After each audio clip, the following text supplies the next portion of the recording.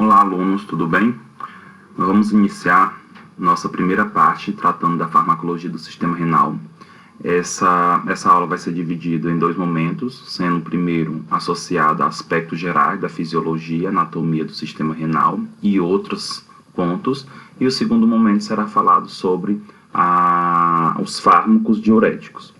Quando nós falamos em farmacologia do sistema renal, geralmente nós lembramos logo de diuréticos, e quando se fala em diurético, lembramos logo dos fármacos associados ao tratamento da hipertensão. Contudo, os fármacos diuréticos, eles não são somente utilizados para tratar a hipertensão, mas eles têm também outros aspectos, como, por exemplo, no tratamento de doenças edematosas, que não estão associadas à hipertensão, mas sim outros fatores, como cistite, menstruação e outros processos. Pensando nesses fármacos diuréticos, é importante entendermos que os fármacos diuréticos eles têm como objetivo aumentar o fluxo urinário, ou seja, o paciente que faz o uso do diurético ele tem a tendência de ir mais vezes ao banheiro urinar. Além disso, para que ocorra essa formação de urina, já que vai mais vezes ao banheiro para urinar, a necessidade de se fazer mais urina, de se produzir mais urina. E um dos mecanismos é inibir os transportes de íons e diminuir a reabsorção desses íons, principalmente sódio e cloreto. E isso acontece nas diferentes partes do néfron. Lembrando que quando nós falamos em néfron, é a unidade funcional dos rins, ou seja, é a célula. E o néfron é formado, o sistema renal é formado por vários néfrons. Os íons sódio, assim como o cloreto, eles entram na urina aumentando a concentração. O que seria isso? Toda vez que vai ocorrer a filtração glomerular, que é a primeira parte de eliminação ou produção da urina, ocorre a liberação para dentro do néfron, para dentro dos túbulos renais, o sódio e o cloreto. Consequentemente, como vai aumentar essa concentração de sódio e cloreto, há necessidade de a água ser carregada para ter esse equilíbrio osmótico dentro dos túbulos. Contudo, se ocorre isso é fisiologicamente, mas se ocorre a reabsorção desse sódio e desse cloreto, essa água vai voltar para o sangue, aumentando o volume de sangue e, consequentemente, aumentando a pressão arterial. Quais são as principais aplicações dos diuréticos? Os diuréticos eles podem ser usados para tratamento da retenção anormal de líquido, que é conhecida aí por edema, como também é usado para tratar a hipertensão arterial. De modo geral, vamos entender qual é a função do sistema renal. Os rins, eles são órgãos excretores, reguladores. O que seria isso? Ele elimina substâncias dispensáveis para o nosso organismo, no intuito também de regular as concentrações de íons no corpo, a concentração de substâncias para que não tenha um desequilíbrio. Os rins também ele regula tanto o volume e a composição dos fluidos corporais, como por exemplo o sangue. Ele ajuda a regular a quantidade de sangue e também ajuda a regular quais componentes pode ficar no sangue em quantidades maiores ou menores. Lembrando que eu estou comentando de uma pessoa teoricamente com as funções renais preservadas. Os rins, de modo geral, eles executam algumas funções, tais como regulação da osmolaridade, do volume dos fluidos corporais, que eu comentei anteriormente, regula o balanço eletrolítico, que entra nessa questão da regulação da osmolaridade e dos fluidos corporais, no sentido de quantos eletrólitos ou quais eletrólitos tem que estar nesses fluidos corporais. Os rins ele também é importante para regular o balanço ácido e base, principalmente do sangue, ajuda também na eliminação ou produção de bicarbonato, eliminação de dióxido de carbono. Ajuda a excretar substância do nosso metabolismo, seja endógeno ou exógeno, que não há mais necessidade, ou que são substâncias tóxicas, como também ajuda na produção e secreção de hormônio, como um dos hormônios primordiais que é produzido pelo sistema renal, é a eritropoetina, que é utilizada aí produzida para ajudar na maturação de células sanguíneas na medula óssea. Como é a estrutura do néfron, Na verdade, como é uma estrutura renal? Os rins, eles são formados por néfron, que é a unidade funcional. Cada rim tem aproximadamente 1,2 milhão de néfron, ou seja, são muitas células.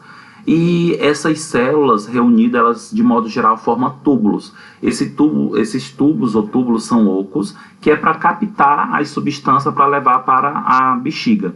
No caso, o sistema renal ele é constituído pelo glomérulo. O glomérulo é um conjunto, um emaranhado de sangue, que chega até o sistema renal, carregando-se o sangue para que possa ser filtrado. Em seguida, tem um túbulo proximal. Logo em seguida, a alça de Henle, o túbulo contorcido distal e o ducto coletor, que nós podemos observar melhor nesta imagem.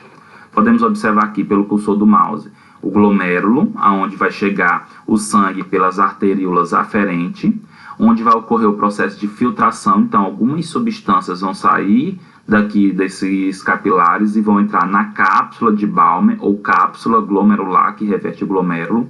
Em seguida, nós temos o túbulo contorcido proximal, a alça descendente e ascendente de Henle e o túbulo contorcido distal. E o túbulo coletor e mais embaixo a bexiga. Consequentemente, isso daqui nós temos a formação anatômica e fisiológica do sistema renal, de um rim no caso. Como é que acontece, de modo geral, a regulação dos eletrólitos e dos líquidos pelos rins? Olha só, aproximadamente só 20% do plasma sanguíneo que chega aos rins são filtrados dos capilares glomerulares para o interior da cápsula glomerular. De modo geral, gente, 20% ele não é uma quantidade tão grande, né, do plasma que chega no sangue, já que chega uma grande quantidade. Mas é importante, e também, mesmo que não seja filtrado em grande quantidade, como o sangue está constantemente chegando ao sistema renal, acaba tendo uma filtração adequada. O que acontece? Quando se ocorre o processo de filtração, ou seja, o sangue chega no glomérulo e o sangue ele é filtrado, ou seja, as substâncias dispensáveis que vão para a cápsula glomerular e vão para os túbulos. Geralmente nesse filtrado vai ter glicose, vai ter bicarbonato de sódio, aminoácidos e outros solutos orgânicos, bem como eletrólito, sódio, potássio e cloreto. Lembrando que, de modo geral, é encontrado, né, no filtrado apenas substâncias menores, macromolécula não deve ser encontrado, como proteína, carboidratos polissacarídicos e outros.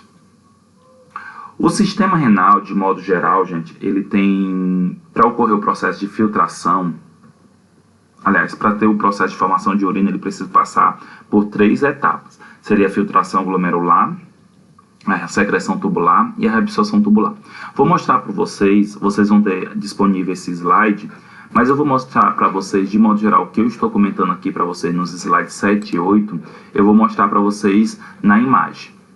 O que acontece? O primeiro processo, que é chamado de filtração glomerular, acontece aqui nos glomérulos, onde as substâncias elas vão passar por característica de osmolaridade, por transporte passivo para a cápsula glomerular.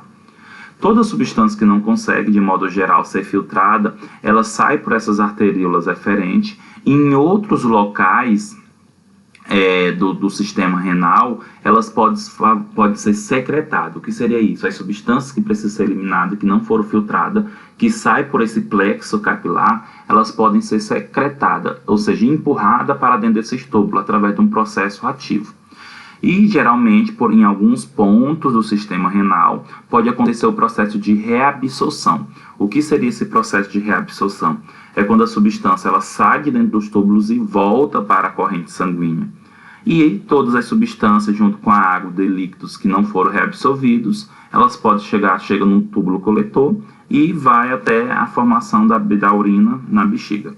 É interessante apontar que vários eletrólitos que são responsáveis pelo aumento da pressão, porque carrega com eles água, tem alguns pontos desse sistema renal que eles são reabsorvidos. E os fármacos diuréticos, de modo geral, eles vão impedir essa reabsorção nesses pontos.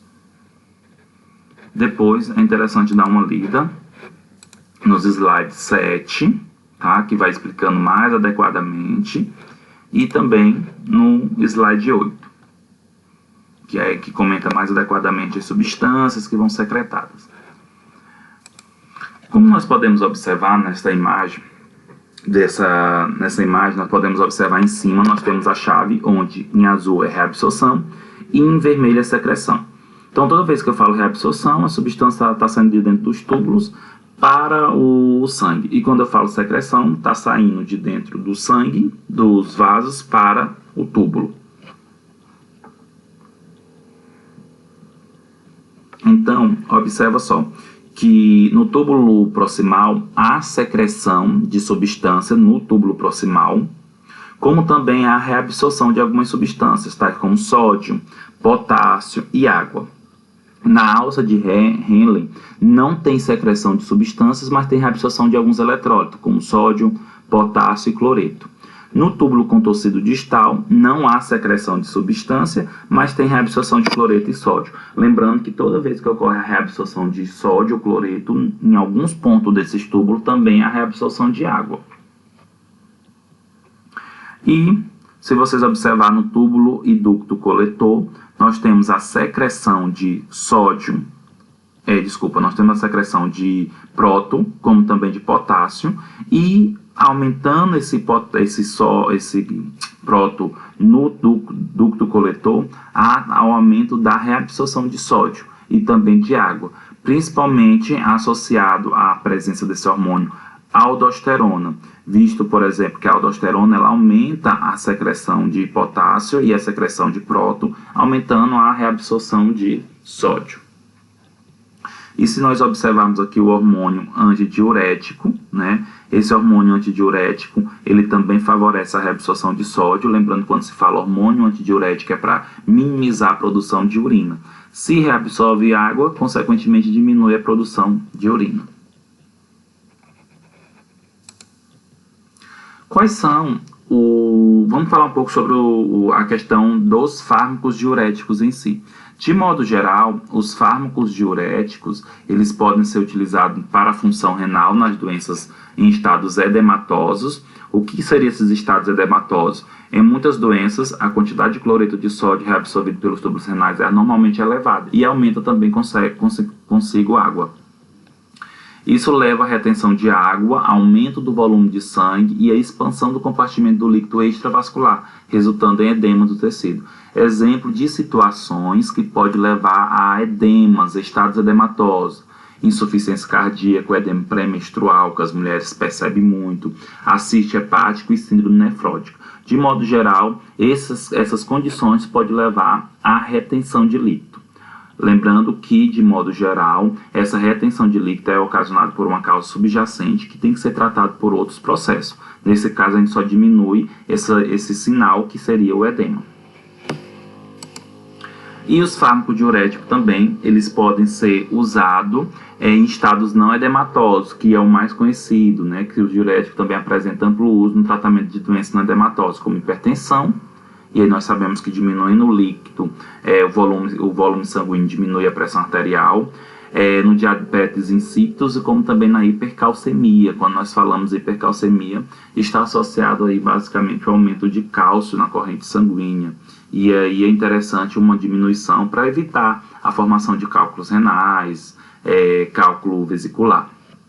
E na próxima aula nós vamos falar sobre os fármacos diuréticos.